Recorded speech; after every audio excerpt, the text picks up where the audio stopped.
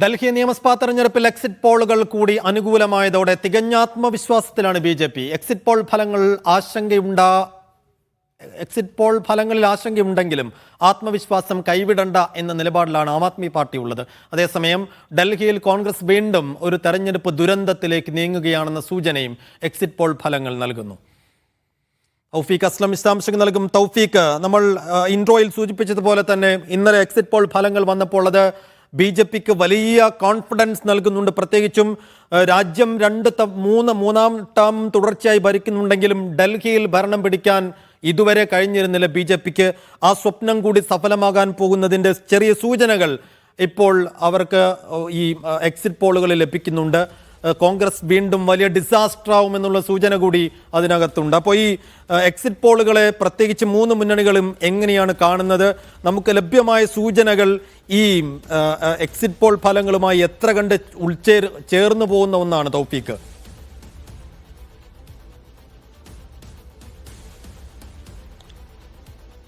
സൈഫുദ്ദീൻ, ഇന്നലെ 10ഓളം exit poll ഫലങ്ങളാണ് പുറത്തു വന്നത്. ഇതിൽ 8ഉം ബി.ജെ.പി. ഡൽഹിയിൽ അധികാരത്തിലേക്ക് തിരിച്ചെത്തുമെന്നുള്ള ഒരു പ്രവചനമാണ് നടത്തിയത്. 2 എക്സിറ്റ് പോൾ ഫലങ്ങളാണ് ആം ആദ്മി തന്നെ ഡൽഹിയിൽ തുടരുമെന്ന് പറഞ്ഞത്. ഈ 2 എക്സിറ്റ് പോൾ ഫലങ്ങളും വലിയ പ്രവചനങ്ങളൊന്നും ഇതിനു മുമ്പ്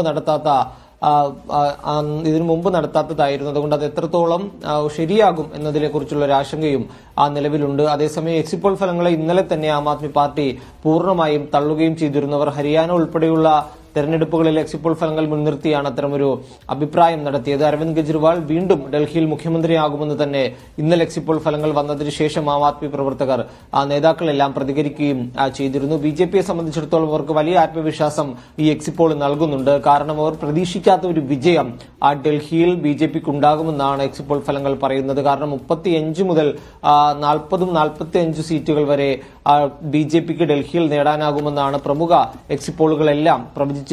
അതേസമയം ആം ആദ്മി പാർട്ടിയുടെ സീറ്റുകൾ വളരെയധികം താഴേക്ക് പോവുകയും ഭരണം നഷ്ടമാകും എന്നുള്ളൊരു കണക്കുകൂടി ഈ എക്സിറ്റ് പോൾ ഫലങ്ങൾ പുറത്തുവിടുകയും ചെയ്യുന്നുണ്ട്. അതുകൊണ്ട് ആം ആദ്മി പാർട്ടിയെ സംബന്ധിച്ചിടത്തോളം ചില ആശങ്കകൾ അവർക്ക് ഇതിനോടകം തന്നെ ഉണ്ടാവുകയും ചെയ്തിട്ടുണ്ട്. കാരണം ബി.ജെ.പി. വലിയ രീതിയിലുള്ള പ്രചാരണങ്ങൾ ഇത്തവണ ഡൽഹിയിൽ നടത്തിയിരുന്നു. നിരവധി വാഗ്ദാനങ്ങൾ, പ്രത്യേകിച്ച് ആം ആദ്മി പാർട്ടി ഇപ്പോൾ ജനങ്ങൾക്ക് നൽകി വരുന്ന എല്ലാ വാഗ്ദാനങ്ങളും ബി.ജെ.പിയുടെ പ്രകടന പത്രികയിൽ അവർ ഉൾപ്പെടുത്തുകയും ചെയ്തിട്ടിരുന്നു. അതുകൊണ്ട് തന്നെ ആളുകൾ എങ്ങനെ ചിന്തിക്കുമെന്നതിനെ കുറിച്ചുള്ള ഒരു ആശങ്ക ആം ആദ്മി പാർട്ടിക്ക് അവസാന ഘട്ടത്തിൽ ഉണ്ടായിരുന്നു. അതോടൊപ്പം തന്നെ ബജറ്റിന് ശേഷം ഈ ടാക്സ് ഉൾപ്പെടെയുള്ള കാര്യങ്ങൾ ഒഴിവാക്കി കൊടുത്തതുമായി ബന്ധപ്പെട്ട് അതും വലിയ പ്രചരണമായുധമാക്കാൻ ബി.ജെ.പി. ശ്രദ്ധിച്ചിരുന്നു. പ്രത്യേകിച്ച് പ്രധാനമന്ത്രി നരേന്ദ്രമോദി തന്നെ അവസാനഘട്ട തെരഞ്ഞെടുപ്പ് റാലികളിലെല്ലാം ഈ ബഡ്ജറ്റിൽ നികുതി ഇളവുമായി ബന്ധപ്പെട്ടുള്ള കാര്യങ്ങളായിരുന്നു ജനങ്ങളോട് സംസാരിച്ചുകൊണ്ടിരുന്നത്. അതുകൊണ്ട് അവസാന ഘട്ടത്തിൽ ഏതെങ്കിലും തരത്തിലുള്ള മാറ്റങ്ങൾ ആളുകളുടെ മനസ്സിൽ ഉണ്ടാക്കാൻ സാധിച്ചിട്ടുണ്ടോ എന്നുള്ളൊരു ആശങ്ക കൂടി ആം ആദ്മി പാർട്ടിക്കുണ്ട്. അതേസമയം കോൺഗ്രസ് വളരെയധികം പരിതാപകരം തന്നെയാണ്. ഇത്തവണത്തെ തെരഞ്ഞെടുപ്പിനും വലിയ രീതിയിൽ ഒരു നേട്ടമുണ്ടാക്കാൻ കോൺഗ്രസിന് സാധിക്കില്ല. 0 മുതൽ 1 സീറ്റെല്ലാമാണ്